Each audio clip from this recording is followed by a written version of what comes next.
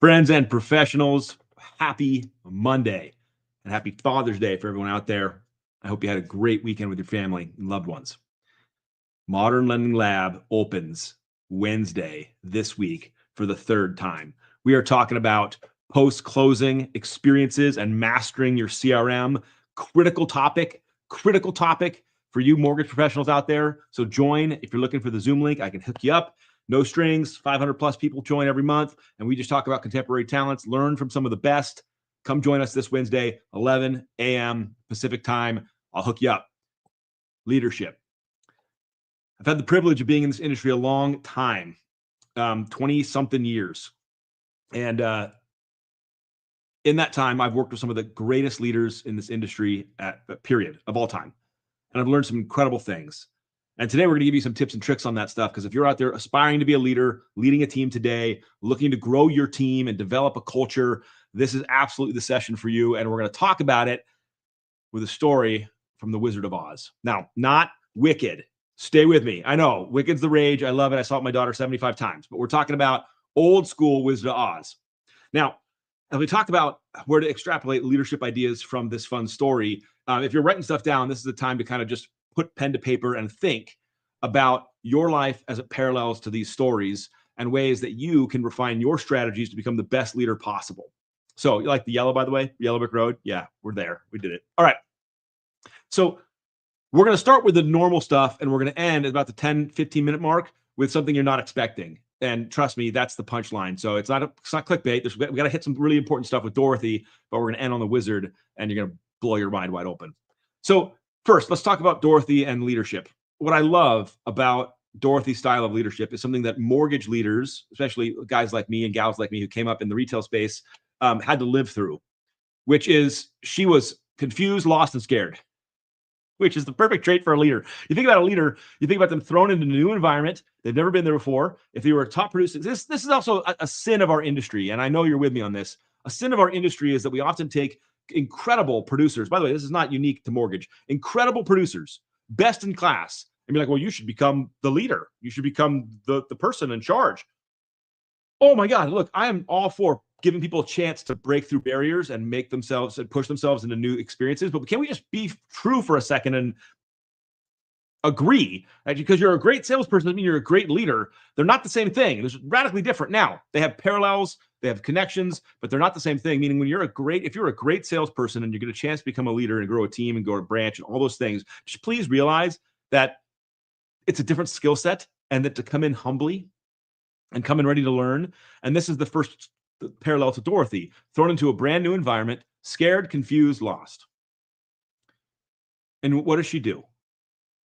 She starts moving forward on her mission to find her way home, and she's relentless, and she never gives up. Scared, lost, alone, and number one is she never gives up.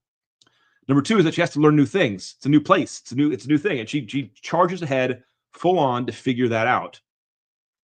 And then she starts meeting these crazy characters along the way. They might be loan officers. It might sound like a lot like loan officers. We'll get there. But what is the first thing she does when she meets and starts growing her team? The first thing she does is she cares deeply for those she comes into contact with. As her team of, scarecrows and tin mans and lions kind of come around, she shows immense care and love for those crazy characters. And that is the second thing about leadership, really, in my book, is that never give up, charge away, because you're going to have to learn new things and be ready and be humble. But number two is you got to care about the people that you're with. Care about them more than you care about themselves, than yourself. This is really hard for mortgage professionals if you're producing originator and then you become a leader and you're still producing. I know some of the best leaders today that are producing originators have found the balance to care about their team more than they care about their own success, which is really hard to do when you have clients coming in and everybody calling you. But that's a parallel that the best have in any industry out there. They never give up, and they care deeply about their teammates, and they put the needs of their teammates above themselves. Number three, she shows respect. No matter how weird or wacky the problems are with her team, lacking a brain, lacking heart, she shows respect to those people. The same level of respect she shows to Glinda, the all-powerful wizard. So there's wizards flying around in bubbles. The same respect she shows this deific thing, this princess, she shows to the people that are the lowest on her team. She treats those around her with respect.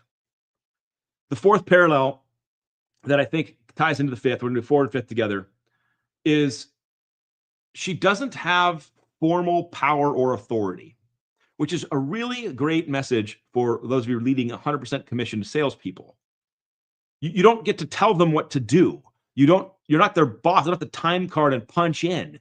So how do you lead without having formal authority? Yeah, you could be the branch manager, but those people on your team could pick up tomorrow and go somewhere else. Dorothy has the ability to lead through the care she shows others, through her courage to never give up, through the respect she shows them. She earns the right to be their leader, which ties into the fifth thing, is that she's leading from the front. See, one of the coolest little parallels to Dorothy's leadership is that she is right there with everybody else on the same mission towards the same aim. So many leaders today come at this backwards. You see them. I call them managers. You know who I'm talking about. They're the ones who are pretending they're not confused, lost, and scared as everything transforms around them. AI, the business technology, everything's moving around them. They pretend they're not confused, lost, and scared. Instead, they posture. They tell everybody they got everything, they have a plan, and then they force everyone to go in and do the things they're not even willing to do themselves anymore. I have a funny story with some of the greatest leaders I know in the mortgage industry today. When it's hard and their business is less than ideal, and they're trying to figure out how to become the best versions of themselves. And what they do is they get into the streets, they jump into their car, and they go out and make sales calls, and they're with their team physically in the field, not just like, hey, go see broker previews this weekend. You got it? Great. They're out there with them on the weekend doing the work. So to kind of summarize the 5 things of Dorothy that I'm pulling out to share with you guys as leadership that I think is really powerful is, number one, they are okay being lost, confused, and scared. They show vulnerability. They have no issue recognizing truth, embracing new areas of things, of new expertise, new technologies. They lead from the front with their team in the trenches all the time, marching down the yellow brick road together. They never give up. They show tremendous courage. They treat their teammates with respect, and they care deeply about their team more than they care about their own results. If you can check those qualities of leadership, of decision-making in your own life as you're looking to grow a team, you're going to be unstoppable in building a culture that wins.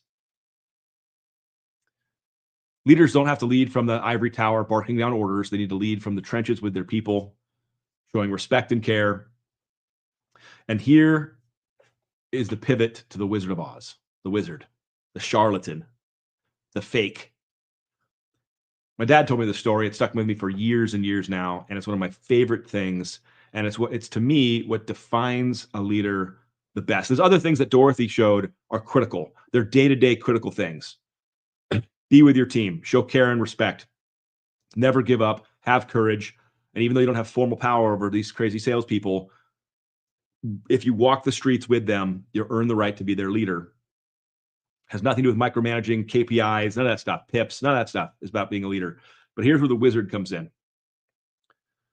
So my dad asked me, what's the power of the wizard? What's the wizard's power? And I remember getting confused about that because I remember the story like you do. The wizard was the man behind the curtain. The wizard had no power. The wizard had duped everybody in the kingdom to believing he was a wizard when he had no wizarding capacity. And so, but the wizard does something very interesting. When the wizard finally gets exposed and comes out and talks to Dorothy and the Scarecrow and the Tin Man and the Lion, he does something unique and wonderful that I think that the greatest leaders today exhibit, besides the characteristics that Dorothy showed. He validated to that crazy group of people that the things they were seeking for that they didn't think they had, the lion's courage, the Tin Man's heart, the Scarecrow's brain, and Dorothy her way home, he validated to them that they already had it inside them the whole time. He called out their greatness, showed it to them, and empowered them to step into their full realization of who they actually are. Great leaders see the potential inside of people. They see their real capacity and they call those people up to those attributes. Maybe you've had some of those mentors in your life, the great leaders who come in and spoke truth into you of who they see and they know you to be, and they called you up to operate at your highest potential.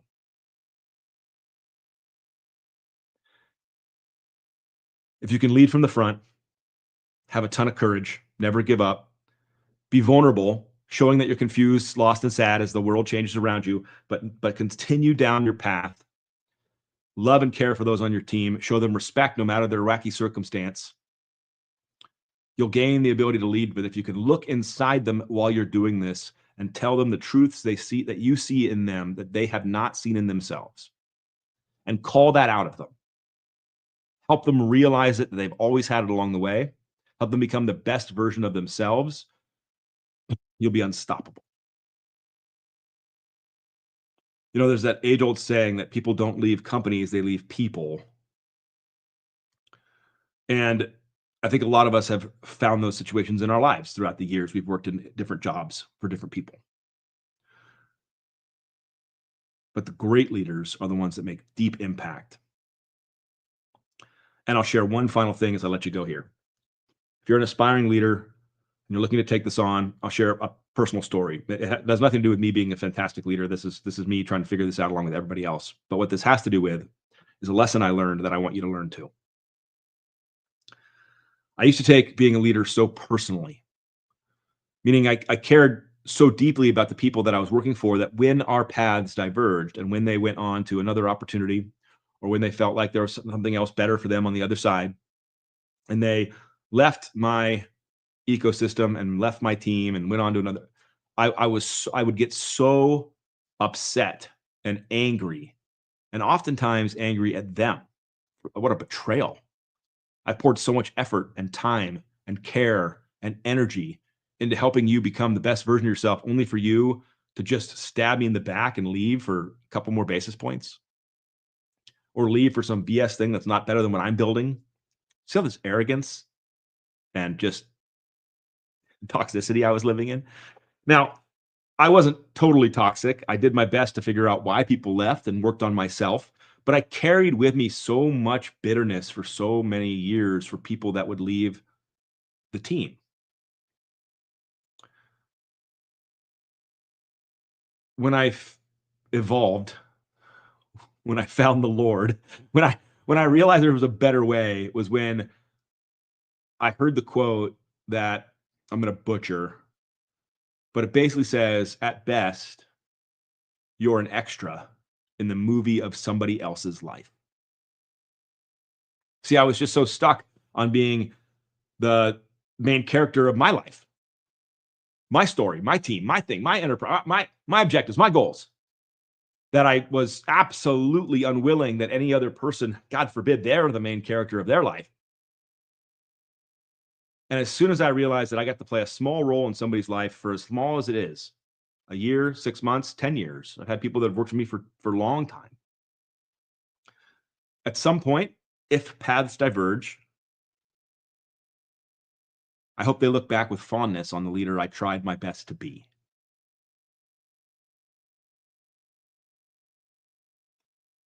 So if you're aspiring or you're in the seat today and you look at your actions and you look at your behaviors and you look at how you're perceived or not perceived, look at the health of your team, be a little bit like Dorothy